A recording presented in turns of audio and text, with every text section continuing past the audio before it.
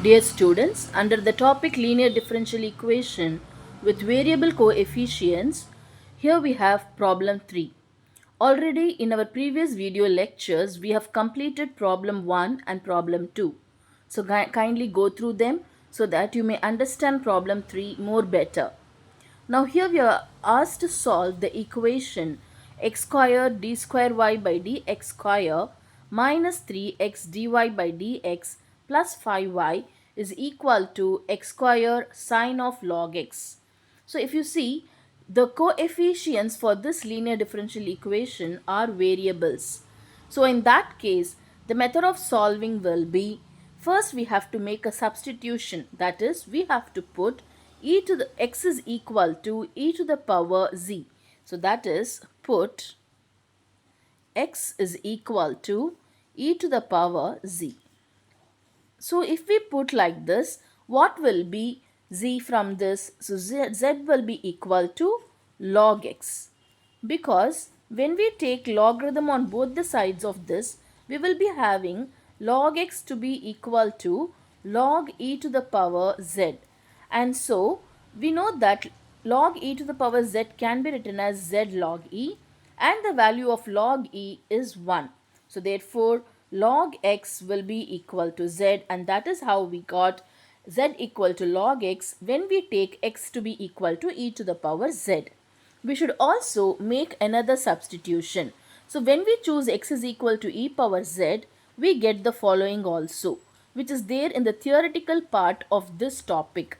So as of now, you just remember, when x is equal to e power z, we also have x multiplied with dy by dx is equal to capital dy, and also x squared d squared y by dx square will be equal to capital D multiplied with d minus 1 of y. So we are going to substitute these values in our given problem. So the problem will be converted as, so x square d square y by dx square has to be replaced by d multiplied with d minus 1 of y. So d multiplied with d minus 1 of y. And then here we have minus 3. So minus 3 x dy by dx has to be changed as capital dy. So dy, and then plus 5y will be equal to x square. So now here, instead of x square, we have made a substitution that x is equal to e to the power z. So squaring on both the sides, what we will get? We will get x square to be equal to e to the power z the whole square. But what is that? Multiplying these two, e to the power 2z. So therefore x has to be replaced as e to the power 2z. And then we have sine of log x. Now what is log x? We saw that log x is equal to z. So we can write it as sine z. So therefore we have made all these substitutions in our given equation. Now the equation is converted in this form, that is, here what we will have, d square y minus dy minus 3dy plus 5y is equal to e to the power 2z sine z. And further this will be, if you see, we have d square y over here, and these two terms will give us minus 4dy and then plus 5y is equals e to the power 2z sine z. Now if you see, we can take y common over here, and the equation will become d square minus 4d plus 5 of y is equal to e to the power 2z sine z. And so therefore our given equation has been converted into a linear differential equation with constant coefficients, which we already know how to solve it. So this can be easily solved by finding the complementary function and then finding the particular integral, and then adding complementary function and particular integral, we get the general solution. Now in order to find the complementary function, first we have to write the auxiliary equation for this. So in order to write the auxiliary equation for this, we have to replace d by m in this. So it will become m square minus 4m plus 5 is equal to 0. Now we have to find the value of m. So we will be using m equal to minus b plus or minus square root of b square minus 4ac formula over here. So the value of m will be equal to minus of minus 4 will be 4 plus or minus square root of b square, which is 16, minus 4ac. A is 1. So 4 multiplied with 5 gives us 20. The whole divided by 2a. So 2 multiplied with a is 1, and so we will have only 2 over here. And so further m will be equal to 4 plus or minus square root of what is 16 minus 20? It is minus 4 divided by 2. And so this will be equal to 4 plus or minus. Now square root of minus 4 will be 2i. So it will be 2i the whole divided by 2. Now we can take one of the 2 common in the numerator, and so it will become 2 plus or minus I the whole divided by 2, and this 2 gets cancelled, and therefore the value of m is equal to 2 plus or minus I. So we have obtained complex roots where the real part is 2. So the value of alpha, because we know that the complex root will be in the form of alpha plus or minus I beta. So when we compare this, the value of alpha is 2 plus or minus I, the value of beta is 1, and so alpha is equal to 2 and beta is equal to 1. So this is what we obtain. So what will be the complementary function when you have complex roots? The complementary function will be given by e power alpha z multiplied with a cos beta z plus b sin beta z. Because we have changed the variable to z, we will be having z over here in this complementary function. And what is alpha? We know that alpha is equal to 2. Just now we got it. And beta is equal to 1. And so we shall substitute these two values over here. And so the complementary function will be equal to e to the power 2z multiplied with a cos z plus b sin z. So this is the complementary function. Now we will change the variable z. That is, we know that z, that is e power 2z we have here. We know that x is equal to e to the power z. We have made a substitution here. So x is equal to e power z. So since x is equal to e power z, what will be e to the power 2z? It is actually e to the power z the whole square, which is, what is e power z? It is x, so x square. So this will become x square multiplied with, now what is the value of z? Z is log x. So that we have to put.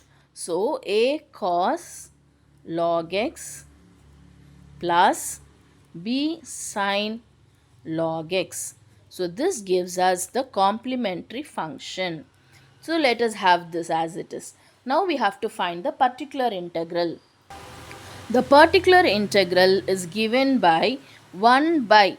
Now what is the equation over here? It is, that is f of d. The function f of d is d square minus 4d plus 5. So this we have to write here in the denominator. So d square minus 4d plus 5 multiplied with the right hand side. So what is there here in the right hand side? It is e to the power 2z multiplied with sin z. So e to the power 2z multiplied with sin z. Now if we want to take this e power 2z before this term, we have to replace d by, so d has to be replaced by, so since we have the coefficient of z here as 2, that is plus 2, d has to be replaced as d plus 2. If it was minus 2, it has to be replaced by d minus 2. This is by the rule which we have already seen by learning the particular integral. So this d has to be replaced by d plus 2. So we can take this and write in the front. So it's equal to e to the power, because we have substituted it, multiplied with 1 by d plus 2 the whole square minus 4 multiplied with d plus 2 plus 5 multiplied with sine z.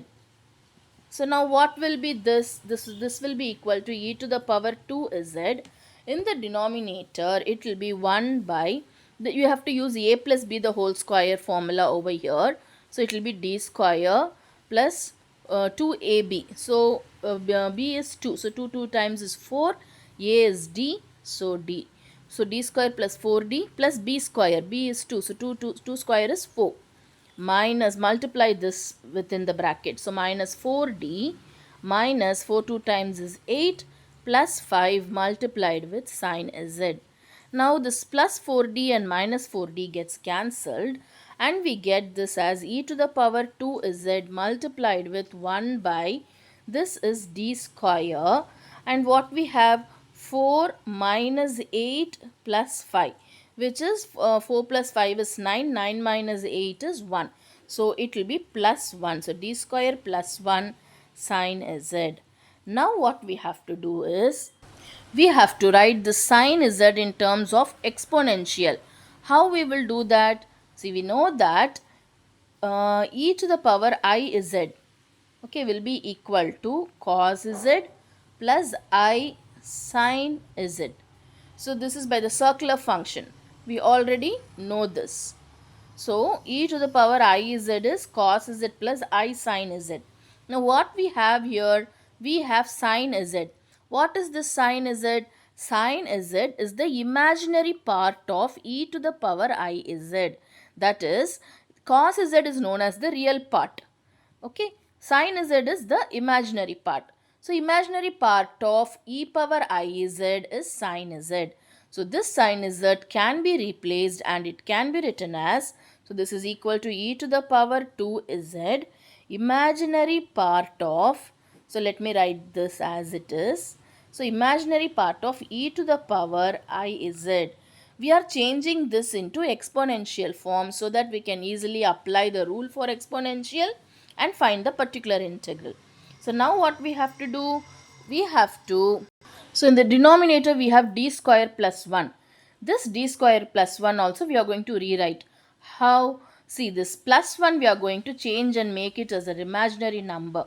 How can we do that? See, we know that I square is equal to minus 1. So we need 1 here. So minus I squared will be equal to, this minus will go, so it will become plus. So since I square is minus 1, we will get minus I square as 1. So now this 1 we will change as minus I square.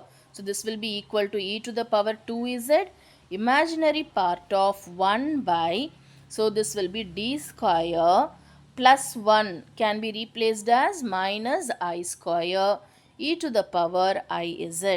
Now here d square minus I square can be written as d plus I multiplied with d minus I by using the formula a square minus b square is equal to a plus b multiplied with a minus b. So e to the power 2z imaginary part of 1 by, so this can be written as d plus I multiplied with d minus I e to the power iz.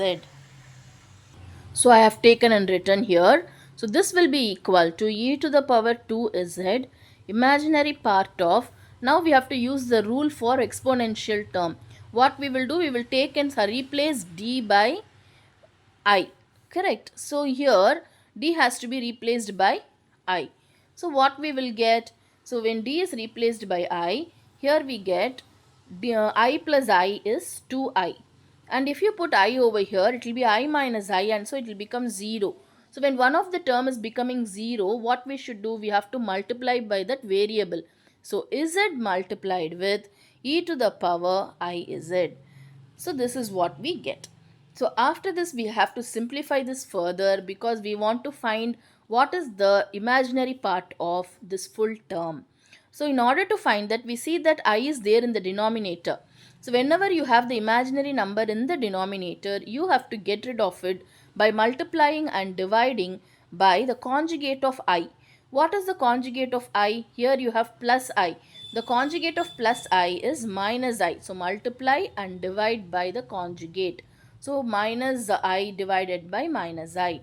So when we do so, we get e to the power 2z imaginary part of, now this I we will multiply here, so minus I z divided by, in the denominator we have a minus 2, and what is I multiplied with I? It is I square, and then we have e to the power I z, and so that is further equal to e to the power 2z imaginary part of, now what you will have here, minus I z divided by, so here I square is minus 1, the value of I square is minus 1, so minus into minus will become plus, so minus 2 into minus 1 will give us 2 multiplied with e to the power I z. So now this z is also independent of I, which can be taken out. So z e power 2 is z, okay. So this z has come out. So z e power 2 is z, and this 2 in the denominator is a constant which can be taken out. Imaginary part of. Now inside we have minus I e to the power I is z. Now, what is e power I z? We know that it is cos z plus I sin z. So, we will write that. So, that's equal to z e to the power 2 z divided by 2. Imaginary part of minus I multiplied with e power I z can be written as cos z plus I sin z. So, that will be equal to, we will multiply this minus I inside. So we will have e to the power 2z divided by 2 imaginary part of, when this minus I gets multiplied with cos z, we have minus I cos z, and then it has to be multiplied with I sin z. So minus I into I is I square sin z. But what is the value of I square? It is minus 1. So this will be equal to z e to the power 2z divided by 2 imaginary part of, let me rewrite this. So I square is minus 1, minus into minus will become plus, so it will become sin z minus I cos z. So now what is the imaginary part of these two? This is the real part, and minus cos z is the imaginary part. So therefore this will be equal to z e to the power 2z divided by 2. And what is the imaginary part of this? Minus cos z. So remaining is all real part, so that won't come because we are concerned only about the imaginary part of this term that we have taken and written. So therefore the answer is minus z e to the power 2z and then cos z divided by 2. We will substitute the value of z over here. So what is z actually equal to? Log x, because x we took as e to the power z, and so z is equal to log x. In the beginning of the problem we did this substitution, so we will make this change now here. So it will be minus, instead of z it will be log z, and instead of e power 2 z we can write it as, because when we square this it is e power 2 z, so x square this is, so multiplied with x square cos of log z, log x, the whole divided by 2. So this is the particular integral. Now we have got the particular integral and already we have got the complementary function. So the general solution will be y is equal to complementary function plus the particular integral. And here z is log x, by mistake I've written z, so it is minus log x, so kindly make that change because z is what? Log x. Now we will find the general solution. Y is equal to complementary function plus the particular integral. So what is the complementary function? Here we have the complementary function is x square multiplied with a cos log x plus b sin log x. Let me take and substitute this over here now. So y will be equal to x square multiplied with a cos of log x plus b sin of log x plus the particular integral. What is the particular integral we have here? So minus, let me write that x squared by 2 and then multiplied with log x and cos of log x. So this gives us the final solution of the given linear differential equation with variable coefficient, where we changed the variable coefficients into constant coefficient by making a substitution of x equal to e power z, and we get z equal to log x, and then we solve, and finally we have got the answer over here. Hope you have understood this problem. This is a very significant problem in the examination point of view. Thank you.